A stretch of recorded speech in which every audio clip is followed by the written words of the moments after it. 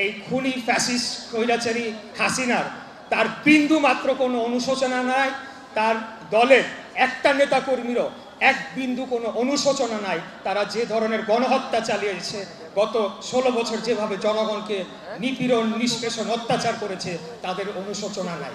বরঞ্চ এখন হাসিনা ভারতে বসে নির্দেশ দিচ্ছে আরো মানুষকে হত্যা করার জন্য এবং আমাদের দেশকে অস্থিতিশীল করার জন্য তারা এই নির্দেশ দিচ্ছে এবং সেগুলো বাস্তবায়ন করার চেষ্টা করছে।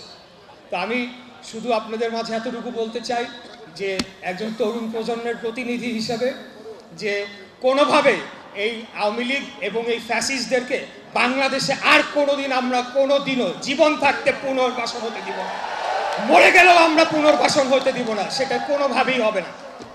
এরা যদি আবার ফেরত আসে, বাংলাদেশকে তো তারা ধ্বংস করেছে, তারা সবার আগে আমাদেরকে আবারও হত্যা করার জন্য তারা ইতিমধ্যে চেষ্টা করছে, আবারও চেষ্টা করবে।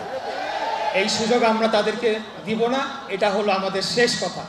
এই আওয়ামী লীগ নামে কোনো দল বাংলাদেশের রাজনীতিতে রাজনীতি করার কোনো অধিকার রাখে না, এটা আমাদের শেষ কথা। এবং তাদেরকে প্রতিহত করার জন্যে তাদের যে রয়ে যাওয়া দোসররা, যাদের বিন্দু মাত্র অনুশোচনা নাই, এখন তারা ঘুরে বেড়াচ্ছে কিভাবে মানুষদেরকে হত্যা করবে। একজন অনলাইন অ্যাক্টিভিস্টের বাড়ি পুড়িয়ে দেওয়া হয়েছে গত রাতে। আমরা সবাই ঝুঁকির মধ্যে আছি।